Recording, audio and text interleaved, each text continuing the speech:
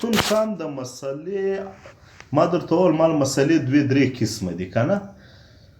زموږ غټه مسله چې کومه موږ کې د 600-500 کاله جنګي حالاتو، زموږ بې علمۍ، زموږ ناپوهۍ، زموږ د منځني تقسیم او جګړو عداوتو جوړه کړې ده. دا ده چې موږ له خپلې خاورې سره کوم قوم او خاوره لازم او ملزوم دی. د قوم دپاره ترګردو بنیادي د انسان د یو قوم د زندګۍ ترګردو بنیادي هغه چې دی د ده له دې خپلې خاورې سره مینه ده. دی دا خاوره تر ځان هم قیمتي ګڼي، تر زمنو هم قیمتي ګڼي، تر خپل مال هم قیمتي ګڼي. خاوره د قوم ناموس وي. لکه په زړه پښتو کې مثال دی چې دولت تر سر جار. د انسان دپاره خپله زندگی تر دولت قیمتي وي. پښتو متل هم دی چې دولت تر سر جار، له سره باد بیوي سر تر خپل ناموس جار. نو خاوره او وطن د یو قوم دپاره د ده ناموس وي. له دې خاورې سره د قوم بنیادي یو مینه وي چې د ده دپاره ارزښت دی. د پښتانه بدبختي غټه بدمرغي دا را روانه ده چې د ده دپاره د دنیا هر وطن ارزښت لري، د دنیا هر ځای ارزښت لري، خو د ده چې کوم دا خپل وطن دی، خپله خاوره ده، دا د ده لپاره بې ارزښته ده. دا دی په هغه مجبوري کې استعمالوي چې د دنیا په بل ځای کې دی نه پیټ کاږي، دته بل ځای اپارچونیټي نه وي، بیا دی دلته پنډي صرف شپې تروي، وخت تروي، لیا یې هغه له پیچانه ګټه اخلي، لیا هغه موقع ته اپارچونیټۍ ته ناست دي چې زه منډې کړم.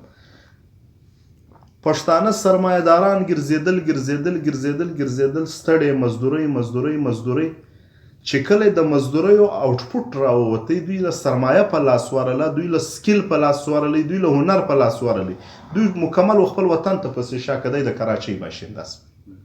د ده دپاره د کراچۍ اتار چړاو ډېر سخت قیمتي دی، خو که ګډ وطن اور وکړي دی 2 ورځې ټلیفون هم نه ورکړي چې یاره دا کلي به څه حال. بیا یې منډې وهلې، دنیا یو بل ملکو ته سفرونه کوي، خلک پسې ګرځېدلي دي، معدنونه یې راوړي دي. انګریزان په معدنو پسې تر نیمه دنیا راووتل، مګر د یوه انګریز پرمننټ کور ته په افریقا کې نسي پیدا کولی. ده به تورې مسافرخانه هر بهرني وطن ته چې دی د معیشت او د معاش لپاره تللی دی، که جرمنی تللی دی، که فرنګی تللی دی، که پرتګالی تللی دی، که فرانسای تللی دی. د دنیا غټ غټ کاروبارونه کړي دي، هلته سرمایه ګزارۍ کړي دي، مګر د ده کور کوم ځای دی؟ د ده کور جرمني ده، د ده کور پرتګال دی، د ده کور برطانیا ده، د ده کور آیرلینډ دی، د ده کور کوم دی؟ هغه خپل کور دی. د کله هم کور نه دی جوړ کړی. پر هندوستان باندې 120 کاله د برطانیا راج اوسېدلی دی. څوک د 200 کوره پرنګی ثابته کړي پسې وده ګرځي.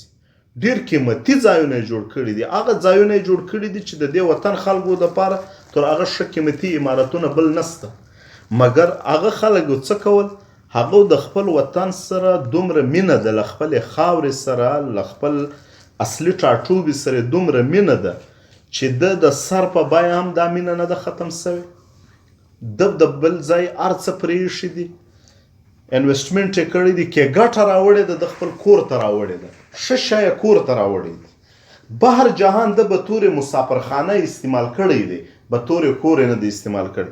زموږ د پښتنو بېبختي ده چې دی هر وخت خپل کور به تورې مسافرخانه استعمال کړی. حل یې څه دی؟ حل یې هغه دی چې ته به د ملت او د خاورې چې کوم هغه تعلق دی، ته به واپس هغه له ځې، ته به بیرته خپلې ملت پالنې له ځې، ته به بیرته خپلې وطن پالنې له ځې، ته به هیواد پالنې له ځې. ستا نفسیات 500 کلو داسې راوستي دي.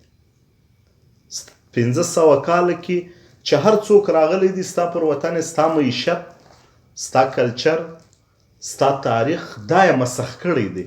دا شان څه دي د قوم چې کوم بنیادي د جوړښت اصولونه دي او کوم د قوم د پهچان دی، هغه مت سوی دی چې بیرته ستا هغه منبع نه یې جوړه. چې ستا دپاره د اسماعیل خان 50 فوټه پلاټ د اهمیت وړ وي او خپل 10 کیلومتره غر د اهمیت وړ نه وي،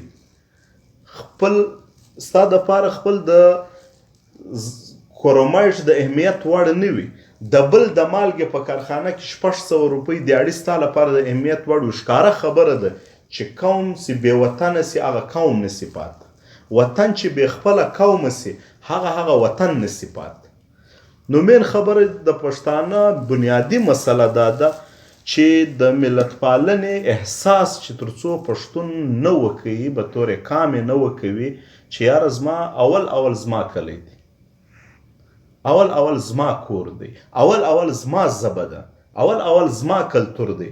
داسې نه چې زموږ کلتور تر خلکو ښه کلتور دی، لا زموږ خاوره د خلکو تر خاورو به ډېره اعلی وي، خو زموږ لپاره اول پریارټي ده. ولې چې زه به طور پښتون د خپل وطن